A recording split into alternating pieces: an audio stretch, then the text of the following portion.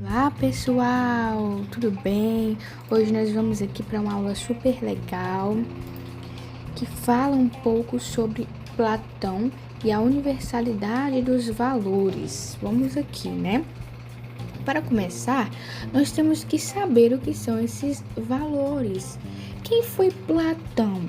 Quais são essas abordagens? Qual o seu tipo de informação? Por onde é o seu meio de comunicação? Todos esses tipos de coisas nós temos que saber, tá bom? Então vamos aqui. Platão, ele é um filósofo bastante conhecido, que dentre suas atribuições, todas as suas teses são baseadas em Sócrates, que foi o seu grande mestre, né? Então, Platão era um discípulo de Sócrates. E Platão, dentro da historiografia e da filosofia, nós podemos classificá-lo tanto como um filósofo socrático quanto um pós-socrático, porque ele viveu na mesma época de Sócrates e aí, quando Sócrates morreu, ele ainda viveu aí um bom tempo. Com isso, nós temos essas poucas informações sobre ele. Nós também temos que entender que Platão, juntamente com Sócrates, esses três principais, que é Sócrates, Platão e Aristóteles, vão ter mais ou menos as mesmas ideias, porque um é discípulo do outro, um é mestre do outro, então são mais ou menos as mesmas ideias, só que com atribuições diferentes e teses diferentes também. Então, Platão, o que é que ele acreditava? Ele acredita na crença da razão e a verdade absoluta, assim como Sócrates. O homem grego ideal é aquele que tem a virtude, que tem o equilíbrio das coisas. Então, a sua mente e o seu corpo são sãos. O que é são? São bons, né? Então, ele não usa apenas para o seu próprio proveito, mas também para o proveito das pessoas ao seu redor. Então, tem aí um emblema de corporeidade, tá bom? Tanto o corpo quanto a mente. O homem sábio é aquele homem virtuoso. Então, a virtuosidade, o ser virtuoso, virtus do grego, é a associação entre a sabedoria e a bondade. Então, sem mais delongas, vamos logo aqui para o que são esses valores universais, né? O que são valores? Valores são baseados, como por exemplo, eu vou tirar aqui essa frase de um livro didático da minha escola que fala: os seres humanos são seres de ação, que constroem suas vidas de modo individual e também de modo coletivo. Mas o que move nossos atos? Por que somos levados a certas ações? Em que nos baseamos quando decidimos o que vamos fazer? Então, essa questão dos valores são atribuições quando nós estamos fazendo escolhas. Por exemplo, eu vou escolher entre um hambúrguer ou entre brócolis, uma comida saudável ou um poço de gordura trans, né? Então eu tenho essa opção e eu vou me basear por aquilo que é principal na minha vida. O que rege a minha vida é a questão dos meus valores. Se o meu valor está mais inclinado para minha felicidade, eu prefiro comer um hambúrguer. Se o meu valor está mais inclinado para minha saúde, o meu corpo físico, não só o físico, mas também o mental, então eu vou escolher o quê? Eu vou escolher o meu brócolis, né? Porque vai me dar uma maior vitalidade, vai me trazer mais benefícios do que o hambúrguer. Para responder a esses questionamentos que eu coloquei há um tempinho atrás, a filosofia parte da noção de valor. Quando temos que decidir entre uma opção e outra, entre duas ou mais possibilidades, nós avaliamos, isto é, comparamos os prós e os contras e atribuímos diferentes valores a cada uma delas. Então, escolhemos aquela que nos parece mais apropriada às circunstâncias analisadas. Ou, dizendo de outra forma, escolhemos aquela que nos parece ter mais valor. Então, dentre duas opções, nós sempre vamos optar por aquela que está em primordial na nossa vida, que é um princípio, que é um valor, que gere, que nutre não só as nossas emoções, mas nosso intelecto. Porque quando eu escolho, eu posso escolher tanto emocionalmente quanto racionalmente. Então, a sua virtude, a questão dos valores, ela se baseia em todas essas questões aí. E aí vem, a partir disso, alguns questionamentos. O que é um valor? Ele é sempre o mesmo ou ele muda com a questão do cronos, o tempo, e também com a cultura, com a religião, com povos, etnias, raças, tudo isso? Ele vai se alterar? Segundo Platão, não. Tem outros filósofos que vão trazer essa mesma abordagem, só que com um pensamento diferente, com teses e argumentos diferentes de Platão. Para Platão, os valores são universais. Dentre essas atribuições, Platão ele pega uma gama de conhecimento e descarta todo no seu livro, que se chama A República. Então, o que o livro traz na sua essência? A ideia de justiça comum, um modelo perfeito. A cidade justa, o lugar em que as pessoas encontram a felicidade porque vivem de acordo com sua própria natureza, o que as tornaria mais aptas a fazer a escolha certa entre os valores e agir corretamente. Então, o que Platão está dizendo aqui? Que uma cidade perfeita é aquela com que os seus moradores, a sociedade, os indivíduos estão bem. E para Platão, uma pessoa fica bem de verdade se ela tem o quê? Se ela age conforme sua natureza. Então ele vai muito nessa tecla, nesse viés de natureza, o que o homem é, o temperamento, o caráter da alma, todas essas coisinhas nós vamos ver agora. Porém, antes disso, nós temos que nos ater a uma coisa específica. Para Platão, as crianças nessa cidade justa, elas tinham que ser doutrinadas pelo Estado, de certa forma. Por quê?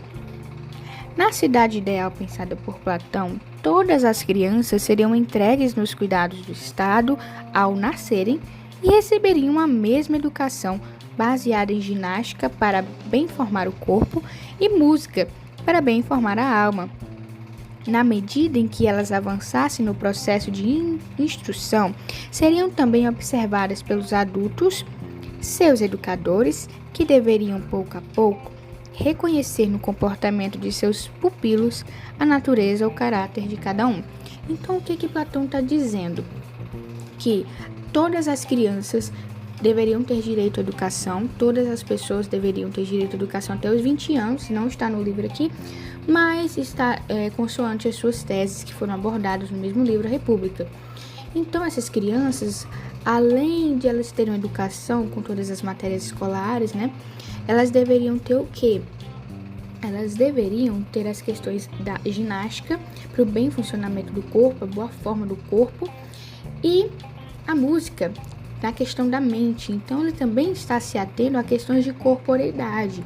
Então, os povos dessa época, esses filósofos, vão sempre ter mais aquela gama de conhecimento que não é só o corpo, não é só a mente, mas apesar deles terem uma condução maior, uma reverberação maior quanto às questões mentais, né, que são filósofos, racionalidade, eles vão se ater a todo o corpo. Então, é corporeidade, é a alma e o corpo, né?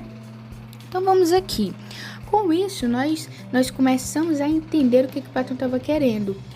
Por quê? Porque ele diz que com o desenvolver da criança, ela vai mostrando qual é a sua natureza. E então, ele consegue mostrar o tipo de temperamento dela. O tipo de temperamento da criança era visto por seus pais. Então, eles conseguiam saber, de certa forma, qual tipo de cidadão ele seria. Porque essa sociedade de Platão era uma sociedade estamental, ou seja, era dividida. Uma sociedade estamental, ela pode ser dividida socialmente, com cunho social, pode ser dividida economicamente. Então, a gente vai mais aqui um cunho de natureza, né? Por quê? Existem os tipos de caráter, claro que isso aqui é segundo Platão, e aí está dentro do temperamento da alma. Esse temperamento da alma, ele reverbera em caráteres da alma. Então, vamos aqui. Para Platão, existem 3 formas de relação direta que tem no nosso comportamento, entendeu? É como se fossem os valores aí, o que vai nos guiar nas nossas decisões. Todos nós pensamos e temos desejos, paixões e emoções. Então, nós já sabemos aqui, por essas 3 palavras em específicos, que existem 3 tipos de temperamento / caráteres, né? Por quê? Porque o temperamento ele está na alma e o caráter ele se externaliza. Porque tem aquela questãozinha lá de Platão que ele divide o mundo sensível e o mundo inteligível. Então, no mundo inteligível, ele define o caráter como temperamento na alma.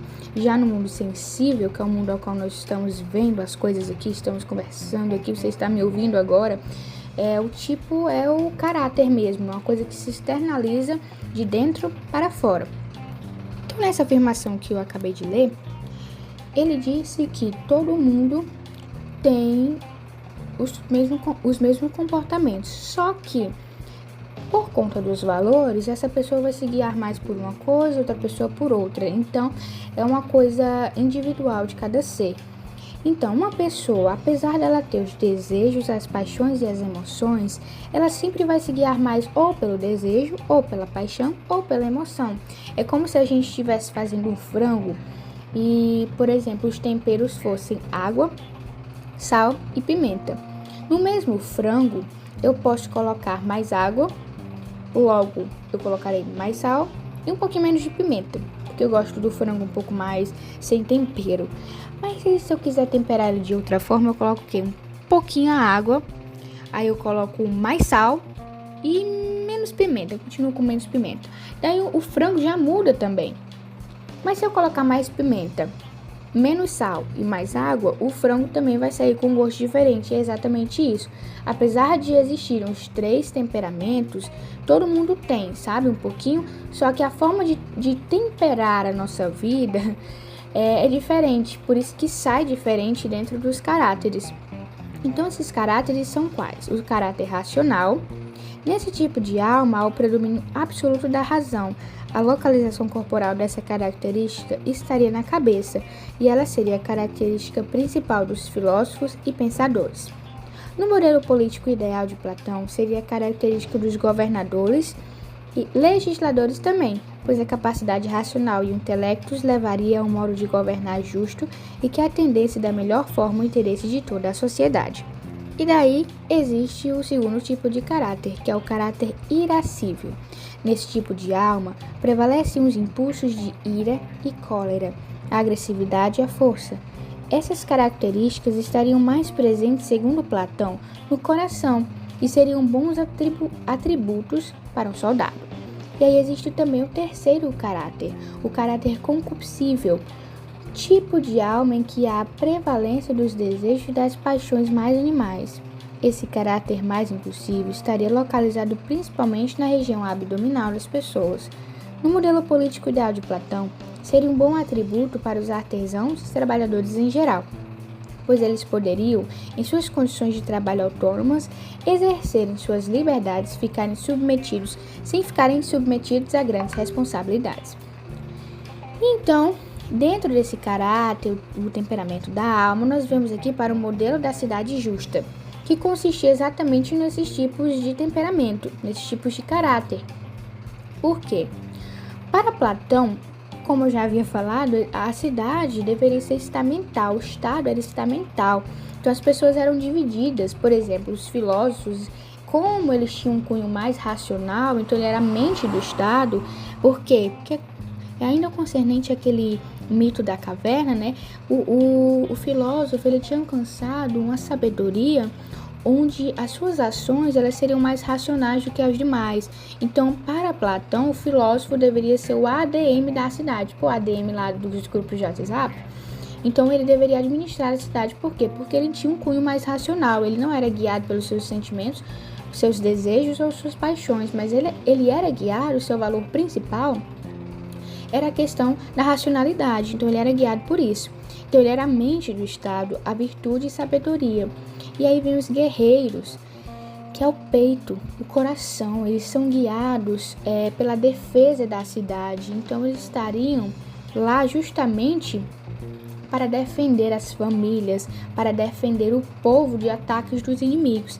E aí nós temos os artesãos e profissionais em geral, que estariam na base da pirâmide, porque segundo Platão, essas pessoas eram guiadas pelos seus desejos, por exemplo, desejos de alcançar um determinado capital. Antigamente não era capital, né? Mas enfim. trazendo aqui para nossa realidade, né? Então, esses profissionais em geral, eles eram encarregados da subsistência da cidade. Eles traziam justamente a questão do alimento para as pessoas, o alimento, a subsistência no geral. Eles fabricavam as armas para os soldados, e todas essas coisas aí. Então, nós temos essas atribuiçõezinhas. E aí, agora, nós temos os tipos de valores, que esses são os valores universais para Platão. Segundo Platão, os valores são eternos. E o que é isso? Os valores, eles sempre existiram e são imutáveis, ou seja, eles não se modificam. Eles são sempre iguais, eles sempre existiram e eles são sempre iguais, eles nunca se modificaram, nunca mudaram de certa forma, independentemente da etnia, dos pensamentos, das ideologias. As pessoas sempre vão ser guiadas pela felicidade, pela justiça e pela virtude. Se nós trazermos também a questão da felicidade, nós vamos ver um pós-socrático, né, que é Aristóteles, que foi um discípulo de Platão. Ele pregava a questão da eudaimonia, que as pessoas sempre tinham a felicidade como um bem supremo, as pessoas sempre estavam em busca da felicidade, de serem felizes. Aí vem também a questão da justiça. As pessoas queriam as coisas de forma que elas alcançassem a sua justiça. Elas queriam ser justiçadas. Se alguma coisa acontecesse de mal com alguém da família, elas queriam justiça. Não queriam deixar aquele criminoso impune. Então, tem essas questões também. E também tem a questão da virtude. A virtude é bem interessante porque é uma questão um pouco mais ampla, né? A virtude na questão da coragem. A virtude está no equilíbrio. Então, eu estou usando aqui o exemplo da coragem porque dentro dessa palavra coragem, desse atributo, nós temos várias nomenclaturazinhas, certo? Imagine aí uma linha bem tênue, que no começo nós temos o medo, no meio nós temos a coragem e no final nós temos uma pessoa mais que corajosa. Então, por exemplo, o medo. Se uma pessoa com medo liderasse uma família, por exemplo, como ela defenderia os seus entes queridos? Se viessem ladrões e assaltantes para sua casa, como você conseguiria neutralizá-los de certa forma, não de forma física, mas de uma forma a que eles não machucassem a sua família? Então, tem essas questõezinhas aí.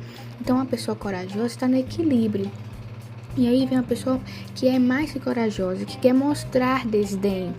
Então ela vai lá e bate de alguma forma nos assaltantes, mas aí vai outro lá e faz de refém a sua família. Então não adiantaria. Então a coragem, na questão da virtude, ele estaria justamente na questão de você colaborar com eles de certa forma para que eles não agredissem sua família. Então está na racionalidade. Então o equilíbrio para Platão está na racionalidade. Então, para eles pregavam justamente essas questões. Então, com isso, eu acabo aqui a aula e eu agradeço a todos que estão escutando, que Deus abençoe a cada um.